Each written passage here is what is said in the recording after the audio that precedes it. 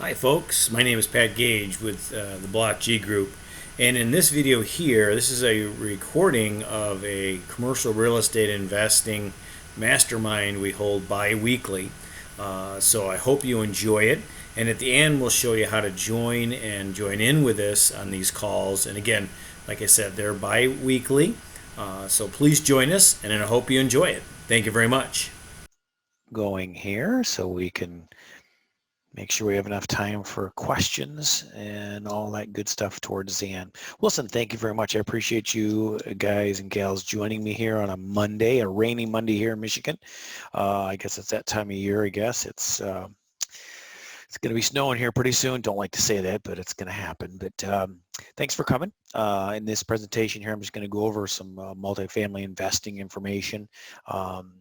Just kind of, you know, show you what's going on and kind of give you an idea of what the next steps will be from this presentation going forward. Let me make sure I can click through here. Here's kind of our agenda here, who we are, who I am, what we do, and I got to still make sure that I have somebody emitting people there. Alrighty. So this is our agenda, and how the third bullet point there is how apartments investing compares to single family investing, why investing in apartment buildings works, what are emerging markets, and we'll kind of go over that. Next steps, and then obviously the questions and answers. We're going to leave a lot of time in there for that, because I want to be able to answer all your questions. Who are we, or who am I? We're an investment and management company that acquires and manages multifamily properties in emerging markets, and that's kind of the key there. We use a lot of demographics to target cities and states that are emerging, meaning, and I'll explain that a little bit further here in the presentation, that are up and coming, that have job growth, that have some signs of, let's say, life, unlike, let's say, a Flint, Michigan, where it's pretty much dead.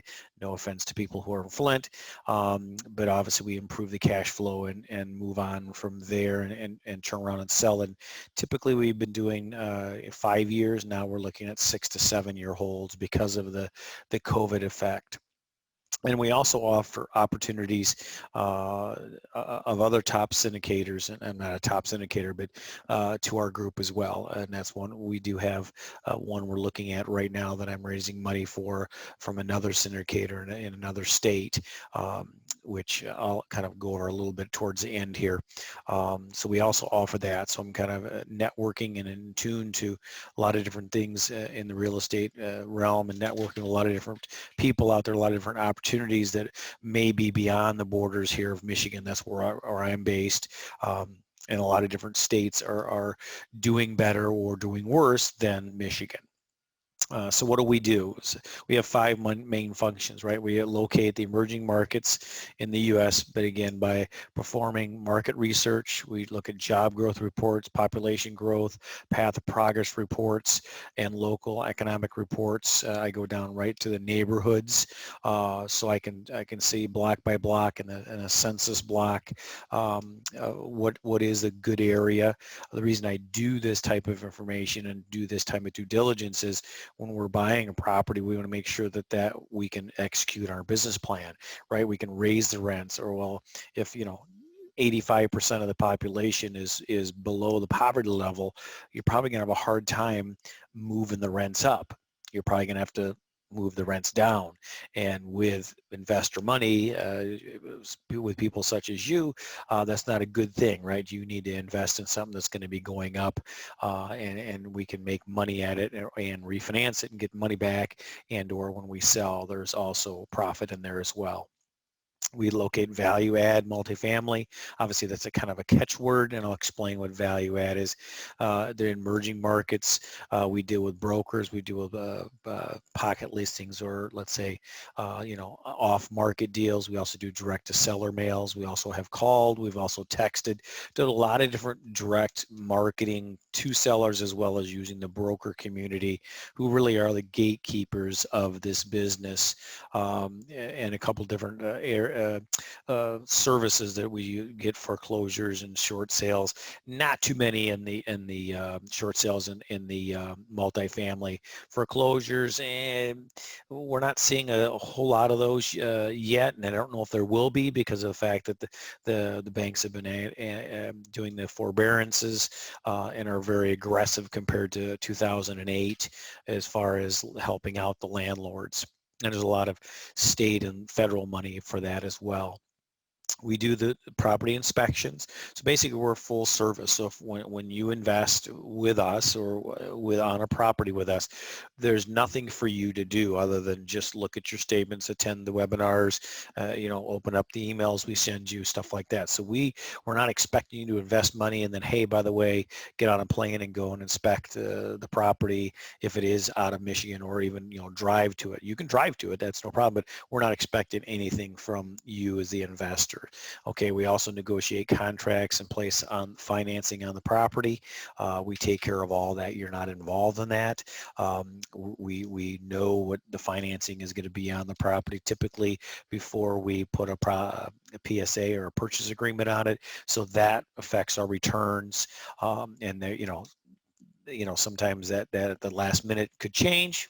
But in today's market, it's we have enough leeway in there to do that. So again, we don't look for you as the investors or investing in this. And this is, if you don't want to invest in with us, although other syndicators as well, ask them questions like, are you expecting us to do anything? They shouldn't. Okay, and then we also do the asset management part of it, and that's the biggest part that we feel, and that's where we execute on our business plan. That's where we get in there and raise the rents and do the manage the manager. We use third-party property managers that we vetted and meet our criteria. So we go in there and review their reports, and then those reports are combined and compiled and then given and shown to you during our monthly meetings as well. So that's the biggest part of this job, is being a let's say investor relations, or investor in property management, or in multifamily, is the asset management part of it. The buying it and the due diligence, that's that is challenging at times and stuff, but really where the money is made is in the asset management side of it. Are they executing on the business plan? And if we didn't, why? What are the steps that we're going to take to meet the goals if we didn't achieve them this month to next month, stuff like that. And again, we do visit the properties on a pretty frequent basis for that. So but we do all that. That is not anything for you to do. Now, obviously, you can visit the properties that you invest in. Fantastic. You can do that. We encourage it, but we don't require it. And then 5, when we get down to rolling up the business plan and executing the business plan, the liquidation of the property, that's usually the last phase. And then we take care of all that. We engage a broker and we get it under contract for sale for a strike price that we already know. Typically, the strike prices we know usually right around the date of purchase of where we want to hit it for, because that does again affects all of our returns going back. So if we say we want to sell it for X and at this cap rate, and that's what we project and do all our projections on, and the projections that we give you and the opportunity packages and stuff that you'll be receiving with that. So that's typically that's usually a pretty good 5-step process that we follow to do that. Obviously, I'm doing a high-level overview here. There is more detail that we can go into, and then that's the next step or next phase in this. This call tonight is just kind of getting you familiar with it, getting familiar with me again. And I see some of you on the call that I've already talked with and stuff like that. But again, with the SEC rules, I've kind of got to do it in a 1 and 2 and 3-step process here. So that's why we're doing this tonight. Let's compare single-family homes versus apartments, right? You got on the left-hand side, your left, you got a whole bunch of homes all over the city, which I can totally relate to, versus one building, one one block of the neighborhood, you go to one place, right? Obviously, there's a lot bigger differences in that, and I'll get to those in a few seconds here. But in the first swipe, that's typically the thing. You got 3 different roofs, you have one roof, right? So it kind of it makes it out. Many of us single family homes, which I have come from too as well. Tenants, toilets, and trash, right? You got landlord burnout. You got headaches, low cash flow, single family, depending if you're Section 8 or if you're doing regular leases, expensive management fees, because again, you can't really scale with, 10, 15, 20, or even 50 because they're all over unless you own the whole block. The property management are going to have to be driving, and that's where the expense comes in. And obviously vacancy loss. You lose one on a single family home, it's 100% vacant. You lose one on a 10 or 12 or 20 or 100 unit property, it's 2%, 1%. You're still making money on other ones. And again, nothing new here, but just kind of giving you an idea of the difference, in the reality of it. You get chasing the tenants to collect the rents, managing yourself challenges. That's another thing that I really kind of don't miss when I was doing my single family, is chasing the people, for the money, where when you invest in multifamily in the commercial side of the business, you have a property manager to do that, and they usually engage a attorney, and it's more of a business than it is, you're renting to your friends or whatever. Vacancy loss is actually like 2 houses vacant out of 6 is 33% vacancy. A 33% vacancy in multifamily is huge, depending on the number of vacancies, and that costs you a lot of money. In the downturn, obviously single-family homes drop dramatically. What we've seen from here in Michigan, let's say, is that the occupancy hasn't really been affected by COVID. In fact, the number of people who are not paying really hasn't moved the needle much. The next, I guess, to this point, the next mile marker, as we want to call it, or milestone, is next month's rent, and see, because some of the stimulus package is worn off, but the people that I'm talking with and owners that have properties that I've been speaking with really haven't had a problem with that, because there's some federal and state and local assistance out there for renters, and they're already ahead of that. They're already in there, which is good, right? And requires more time and money to get you in there. Let me see here. Apologize. There it is.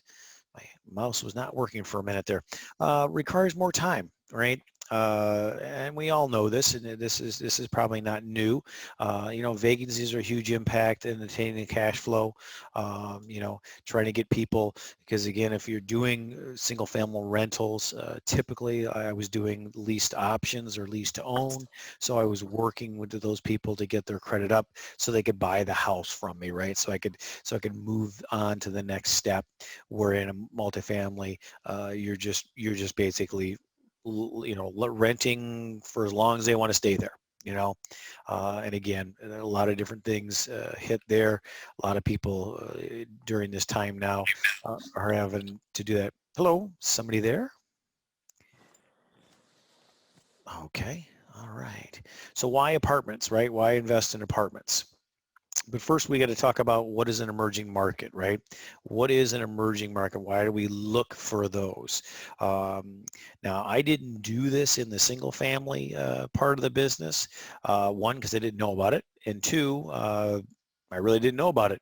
So I educated myself. Real estate market is the potential to grow and appreciate within 5 to 7 years of holding real estate. And that's the key in the multifamily, is that appreciation or forced appreciation, meaning if you can do things to the asset and the management of it, the running of it, and the actual asset itself to increase the value.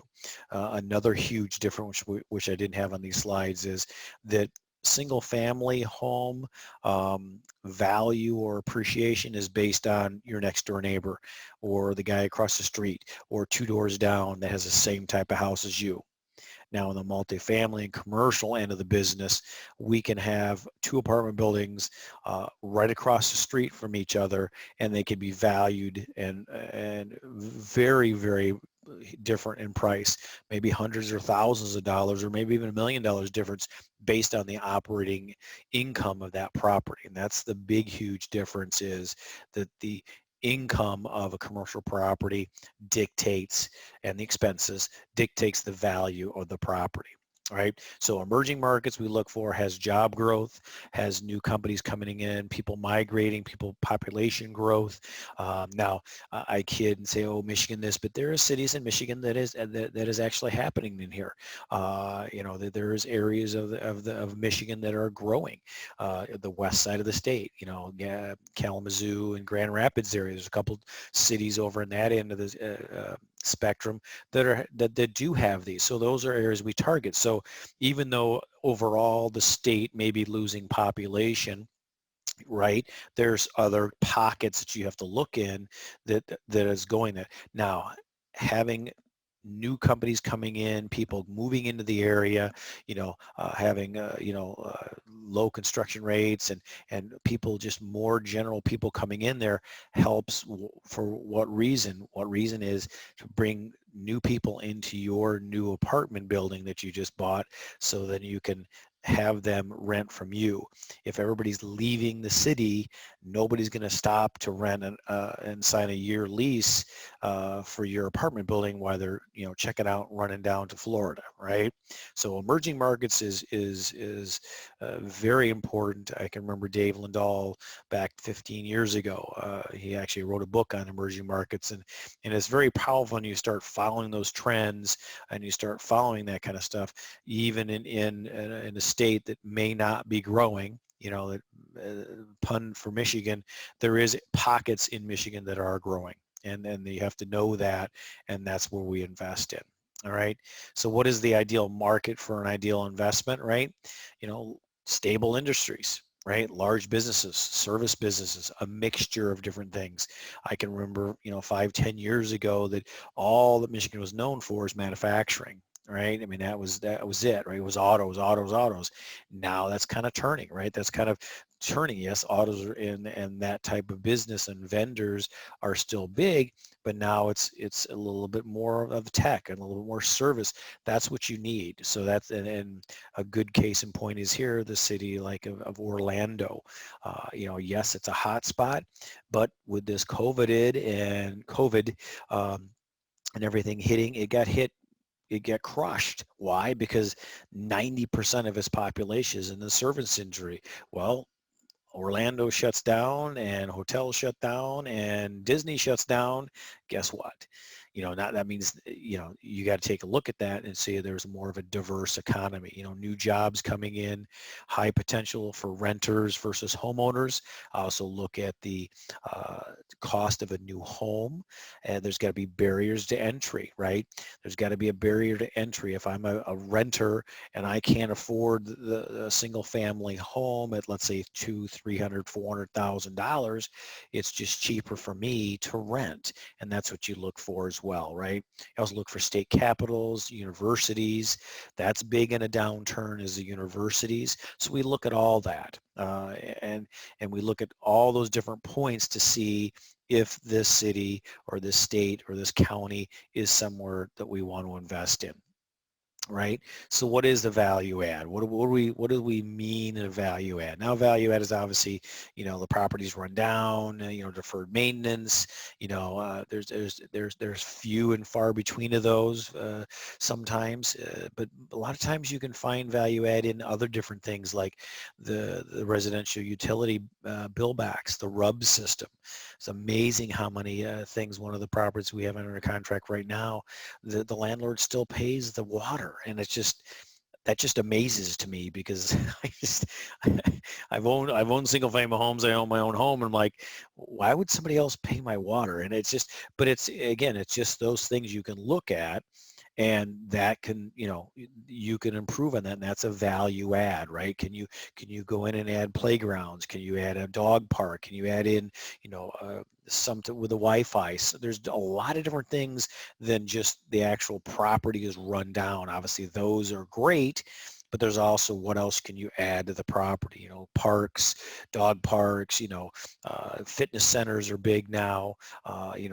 Renting out your leasing center for parties. Those are all different value adds that you can take a look at when you're watching. And again, I'm not expecting you as an investor to do that. That's what we look for when we look at these opportunities, and we put that all into our analysis to find out what is the business plan, what is the best way to hit the numbers we're looking for on this property.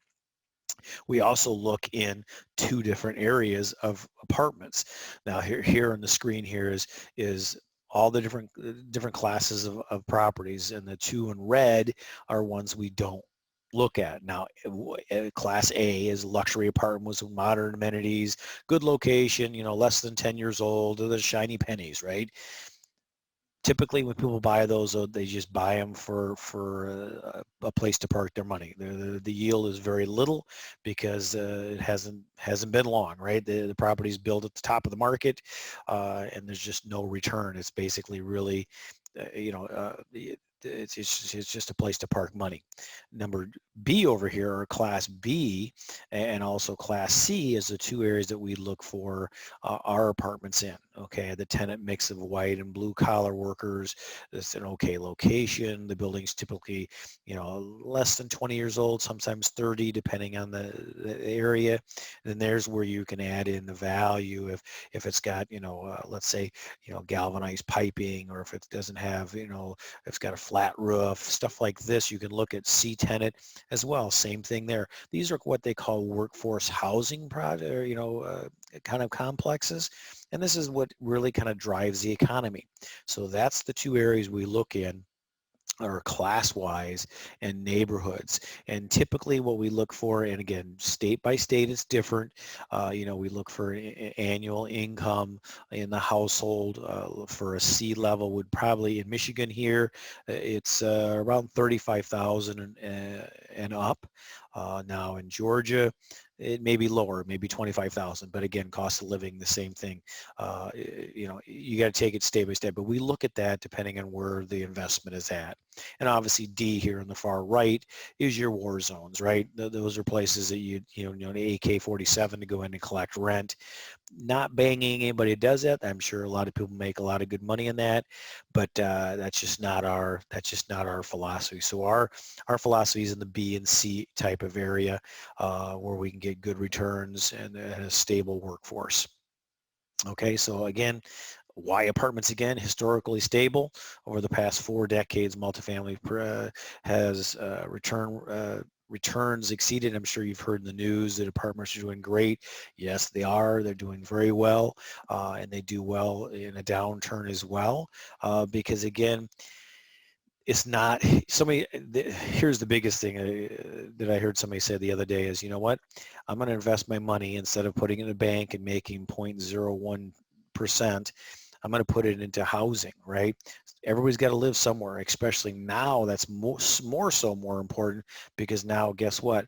Everybody's working from home, right? They got to have that place to live, so they're going to pay the money. They may upgrade a little bit in apartments, because now, dad's got an office or mom's got an office upstairs, where before they didn't have that, because work from home may be here for another 6, 7, 10 months. Don't know, right? So it's even more, stable now. And again, housing is always a good thing, because they're always going to pay money to be in a house, right? Or some type of housing, right? And increasing demand, like we talked about here. Again, over 60 million in the next 25 years, and I'll show you in a couple slides here of why that demand is going to still keep going, because of what's going on currently and what has happened in the past as well. And here it is right here. Because of new construction, right? New construction has been down for the last, I'd say, 10 to 15 years, right? 2008, new multifamily dropped 15%. Now, the demand, or I should say the new construction is still there, but the demand is still there, correct? So now we have 15%. Now in '09, it plunged again, right, from the 2008 bubble. And then 2010, it dropped another 30%. So, if you take a look at that, you're down 60% where we can't backfill fast enough. And then now recently in the last, 4 or 5 months, everything stopped with the COVID coming in. And again, that put a strain on the already strained system of new construction, not only with the financing part of it, but the construction of it, right? You may have been able to get financing, but that was pretty much stopped. But now all of a sudden, you can't get crews on your site because guess what? You're locked out, right? So you can see there's a pent-up demand going forward, going all the way back to 2008. And I don't have exact numbers, and I will try to do that for the next presentation. But you can just see the pent-up demand of why apartments are so in demand, because there's not enough in areas. They're so much under where it needs to be, and that's why the prices have been driven up, right? That's why your rents are going, for a 1,200 or 11 or 800 square foot apartment, they're $1,200, $1,300 a month. I mean, it's just insane, but that's what's causing it, right? And also, last thing I'd like to talk about is the tax advantage with apartments, right? The real advantage that the small investor can take advantage of, i.e. you, where if you invest in the properties that the syndicators like myself have, is the real tax advantage. You get to write off depreciation, allow annual depreciation to be written off as an expense item, resulting in an additional tax shelter. We're all talking about, and next time, they talk about Trump's tax documents and all that kind of stuff. And I've told probably a couple of people here on this call that, the average person, including me, probably wouldn't even understand his tax returns, because he's got so much carried forward depreciation and loss and this, that it would just convolute him and your head would explode, right? But that's why he uses depreciation. He uses all those commercial and tax things that you can to push off paying taxes, right?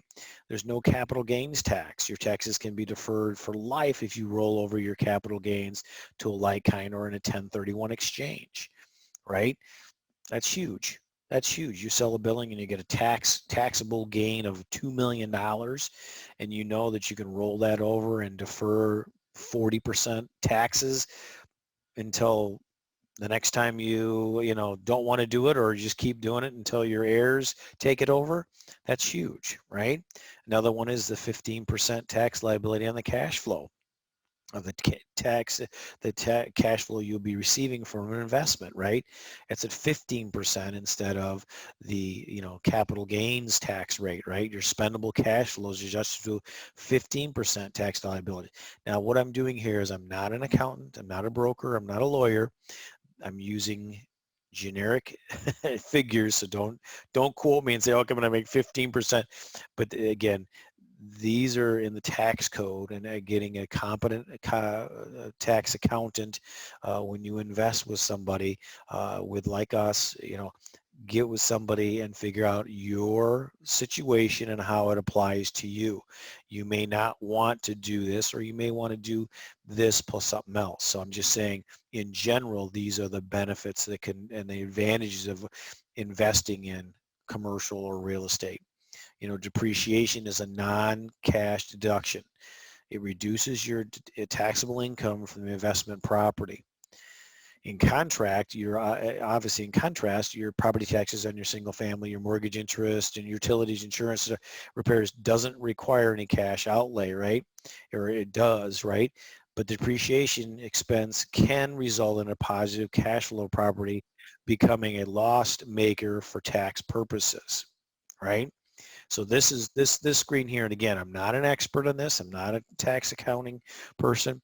This is where carried forward depreciation can be offset against your income, where then you can carry it forward. You have losses for many years, and that's how people get wealthy beyond imagination.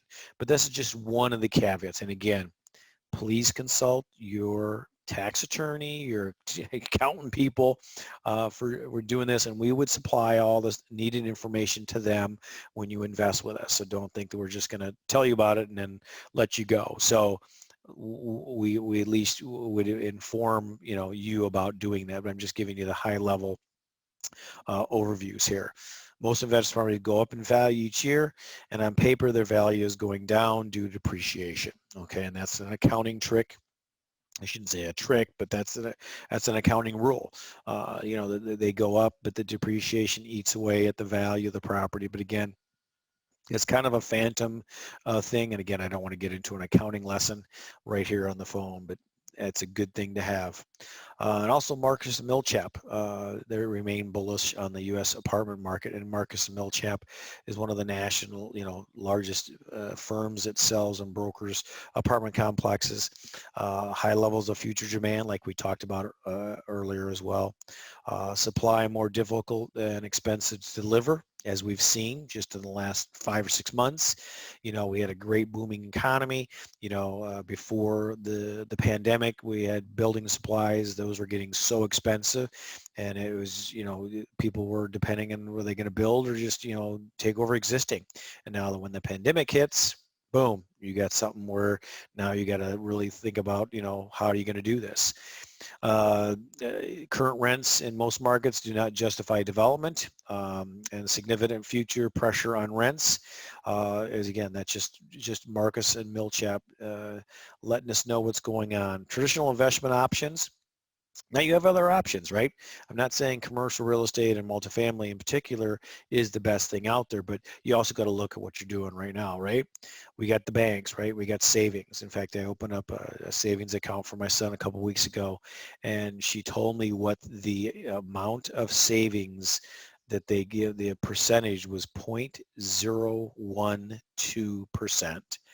And I almost fell out of my chair laughing so hard that I couldn't believe it. And then also the CDs is paying something, I think it was 0.12%. And it was just crazy. But again, that's what's available currently. That's why I'm sharing this information with you, because there is another alternative, okay? Investing in commercial real estate. You can also do the stock market. You can also do mutual funds, potential higher, rate, but more risk, right? All the different things you can do, do this. So bottom line, your investments dollars are not in your control with these options, right? With real estate, you invest in it.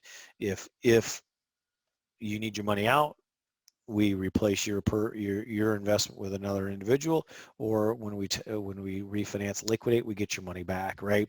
When you go into stocks and bonds and CDs, there's typically you have to leave it in for 5 months or 10 months or a year or 2 years to get any kind of returns, right? But you already know that, right? So I'm just kind of letting you know there's different options for this, for your money. We also look at doing self-directed IRAs. You can use your current IRA and turn that over to a self-directed. And again, I don't want to get too in the weeds in this call, but that's just one option for people that have a W-2 job. You can use and transfer that over, and we would help you do that. There's a couple firms we use to have that happen, and it's seamless to you that you can invest in real estate.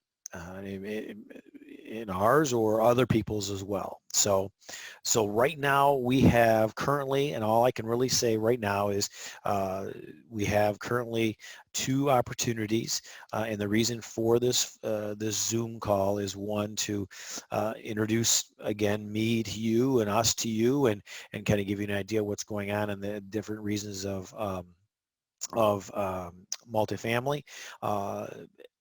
But SEC rules restrict me from talking any more than I'm doing right here on the screen here.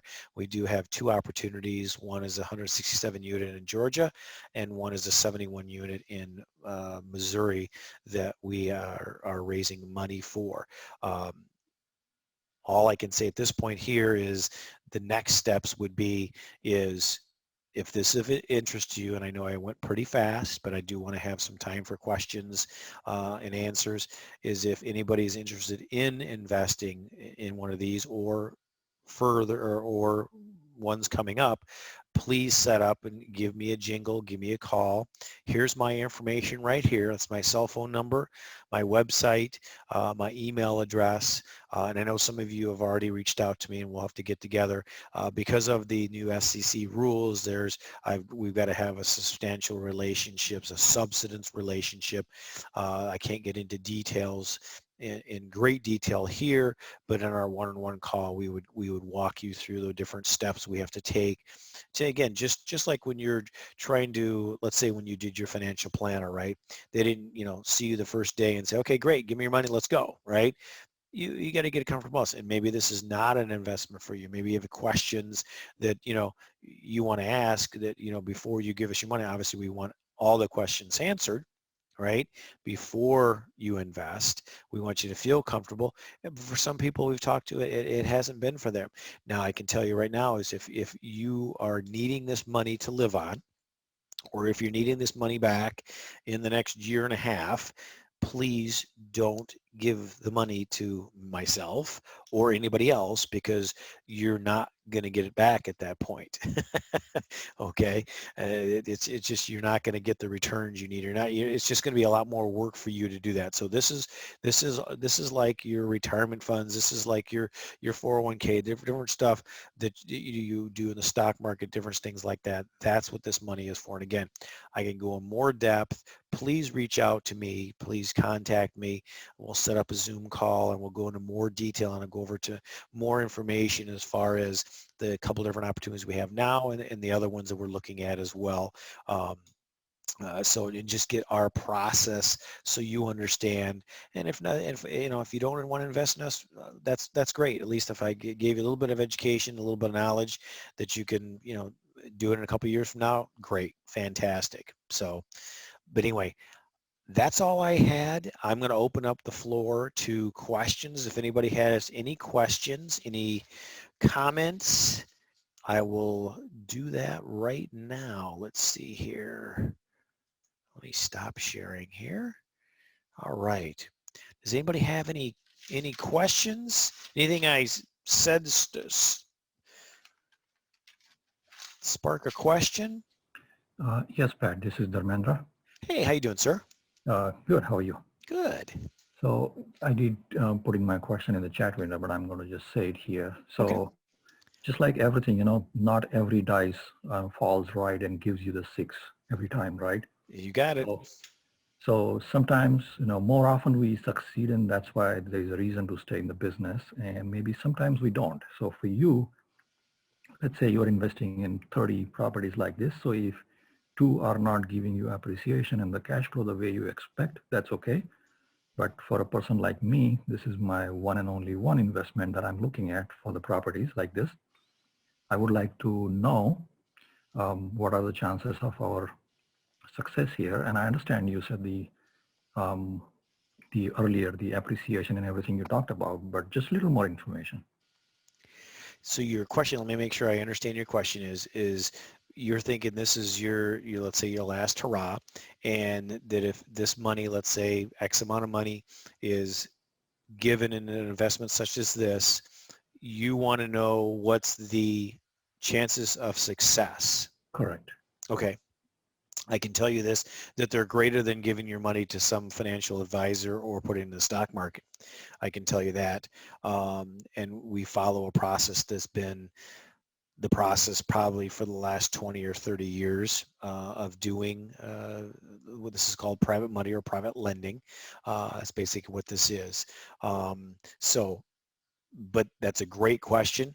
But what I would do is in our one-on-ones, or if you're going to talk to somebody else, have them go over what the returns are, how they come up with those returns, what is their business plan to get those returns, right? And ask questions about those.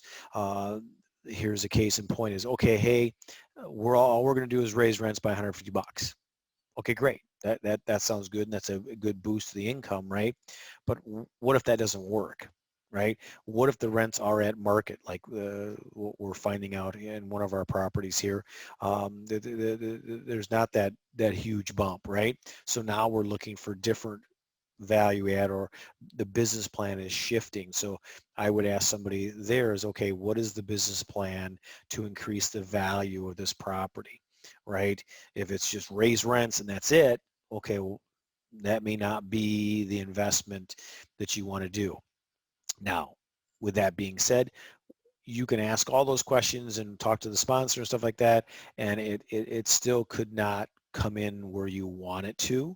I haven't heard of anyone that my knowledge failing completely, because here's another thing I'll share with you is in the commercial realm, it's more of a team than it is single family. Let me back up and explain that. Single family is you buy a rental home and you go to a mortgage broker, you get it at Flagstar and you get your bank and boom, there you go. And then all of a sudden you get in trouble, right? You stop paying, and what does the bank do? They start sending you, they start calling you, hey, this we oh my God, what are you doing? We want our money, we want our money, where? Now on the commercial side, it's a lot different, okay? First of all, the bank is still going to contact you, but the bank knows that's an asset that is performing however way below what it's supposed to be or not.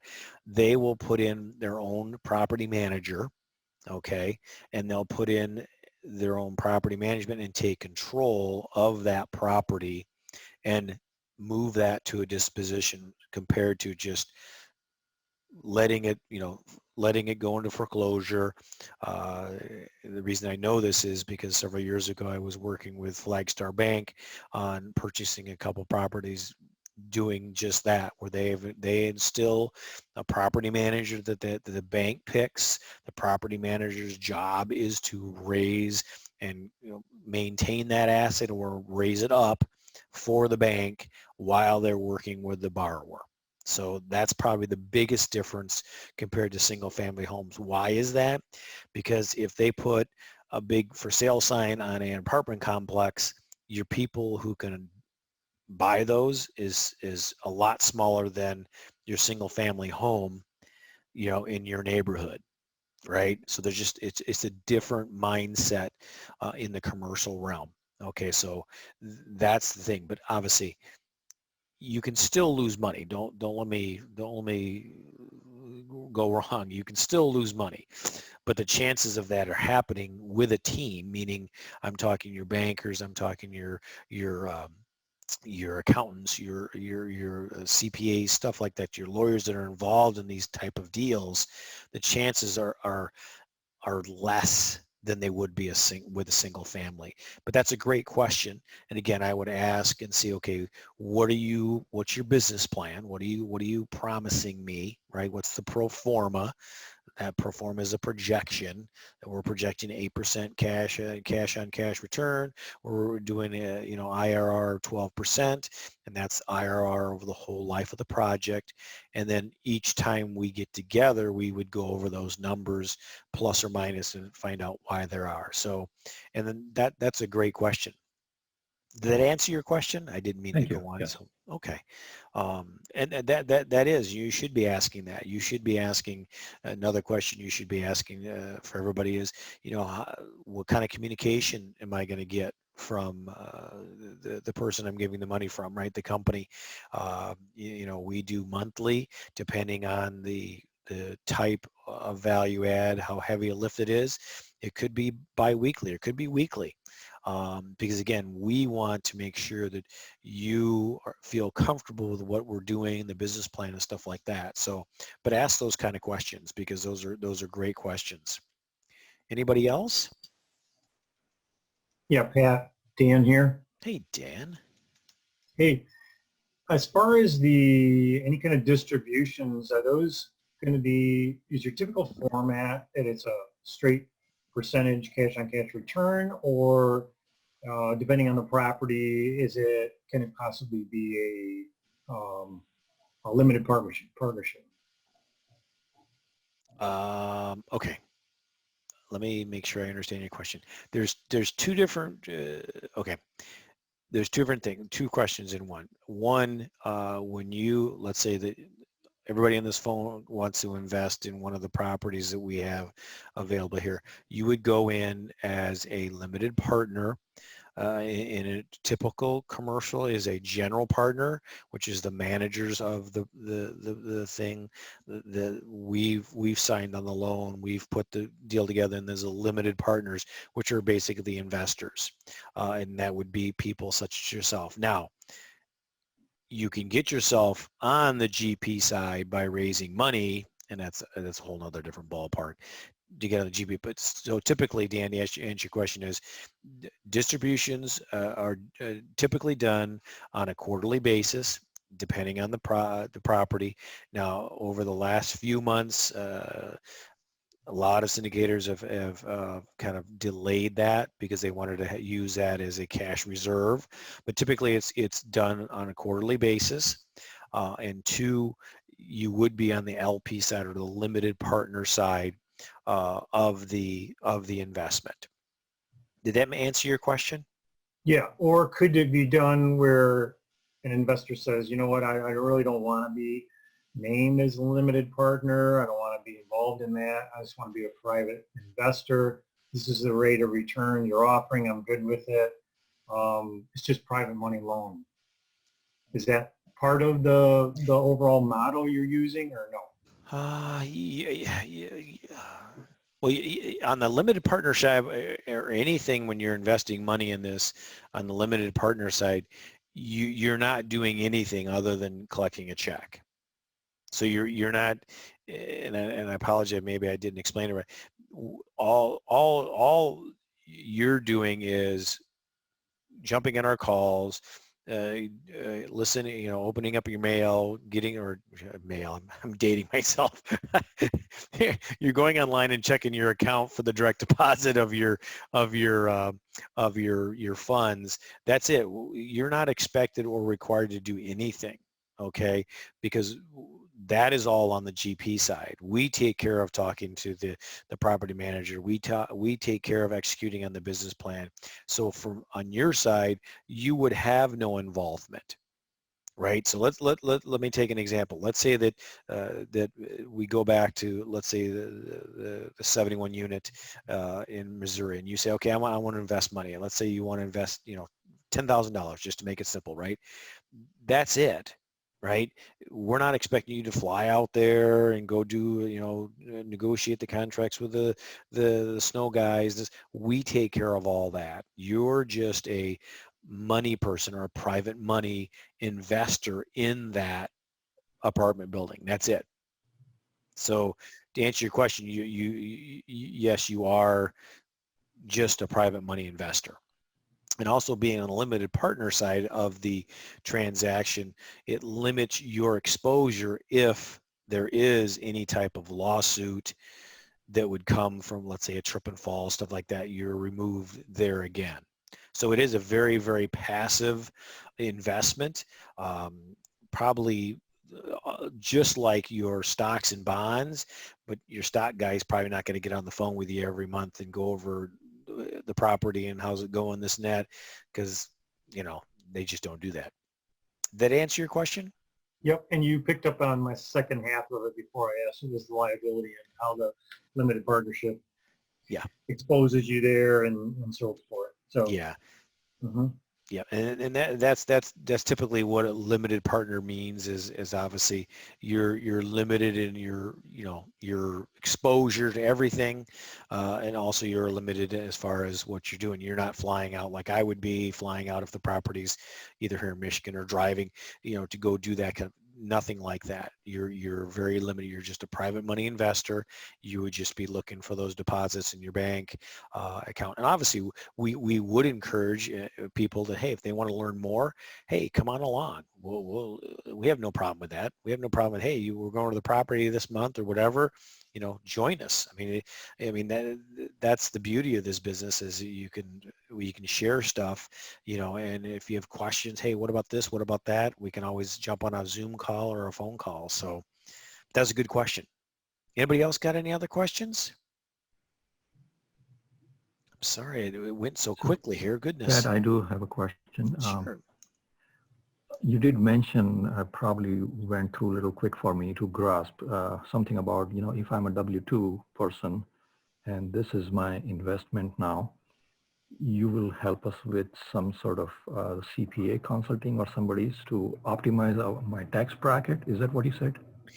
Yes, what we can do is we can point you in the direction of accountants that we know of and CPAs that we know of the deal in real estate related matters, because you're not going to be able to go to H&R Block and sit down and say, hey, take care of this, because it is a little sophisticated in that. But yes, we will point you in the direction of people that do that, that will optimize and look at your whole thing and say, okay, you're investing in this real estate here, you make X in your W-2, what's the best use of this depreciation, what's the depreciation schedule, and that's kind of the technical side of it. But yes, we would help you that, because again, it's on our benefit to do that, because the more I can get you, let's say, back, or help you as much, guess what, you're going to say, wait a minute, I'm going to tell a friend, or you know what, maybe I'll do a couple $1,000s more,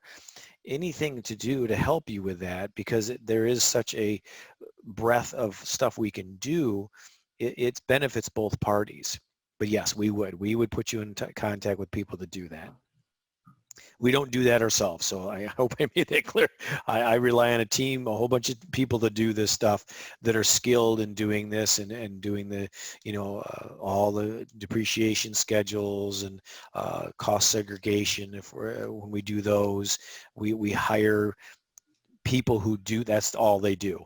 And then that okay, how does it affect our limited partners? Okay, here it is, bing, bing, bing, like that. That's a great question.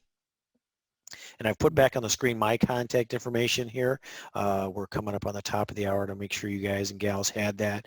Please do take advantage of that. Let me know. And I know, Dara, we've got a contact here, but I wanted to kind of just at least get everybody, on my network and list here, because I am seeing some deals coming up. So I am looking for some funds.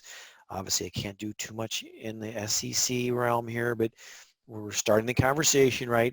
I want to make sure, but that's my contact information. We'll set up a call, and I'll explain in more detail, the process, and then the different documents and stuff like that you're going to be seeing when you invest.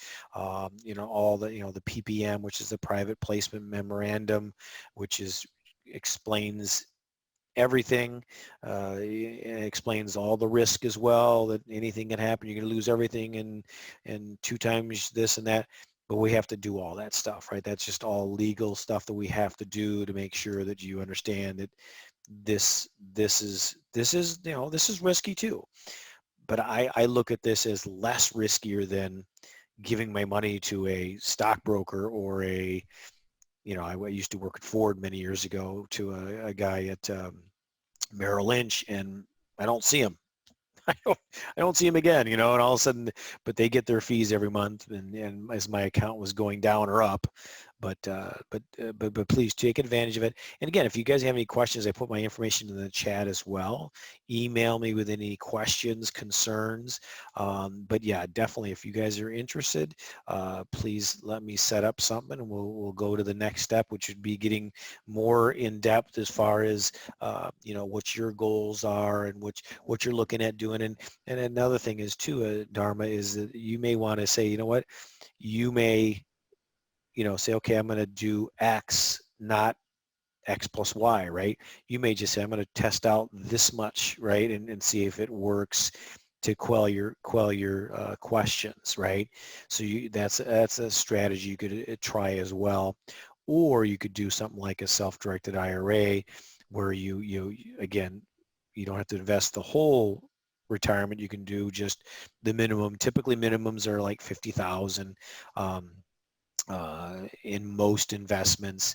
Now, what I'm trying to do here is do a fund, which means gathering people such as yourself, everybody on the call here, that gets different amounts, probably like 20 to 25 minimum, and then invest that into a bigger syndication, right? So we hit the minimum, but everybody's doing a lot more in that. That's a strategy that a lot of people are employing. I'm gonna look at doing that, because like that 167 unit, that's in Georgia. That's another syndicator that I know. So that's what I'm doing is raising money for that in a group. So the minimums will be less, but so we'd put it in an LLC here and then invest into that group. Same things apply. And I didn't mean to get too technical, but that's what we're doing. So anybody else got any more questions before we let you go here? And I do thank you very much for everybody that stopped by, and I hope that I was able to answer your questions. Any other last minute questions? Just in the realm of the recapture on the depreciation on the limited partner side, is there a recapture if the asset is liquidated or sold off? That would be depending on how fast we accelerated and when it was sold in that acceleration. Okay. It's kind of a technical question. So meaning that let's say that we did a depreciation and we said we're going to depreciate it or do a cost seg or whatever we want to do, and we're going to do it in 3 years, and we get an offer, in 2.5 years. We would have to take a look at it, and that typically the people that do those depreciation, those cost segs, run different scenarios for us, and then we would present that to the group and show that, okay, if this is what's happening, there may be a potential for recapture of 5%, 10%, stuff like that. But that's a great question. And that's property by property, because sometimes people don't accelerate depreciation. Some people just do, and it just depends. But that's a great question. Okay, thank you. No problem. Thank you. Thank you guys for calling in and joining me tonight. I'll let you go here a minute early, but thank you very much for joining me. Look for additional communications. I'm going to do some more different things here, and let's see if we can get some investors to rock and roll here. All righty. Well, listen, thank you very much for joining me, and you guys and gals have a great night. Okay, you too.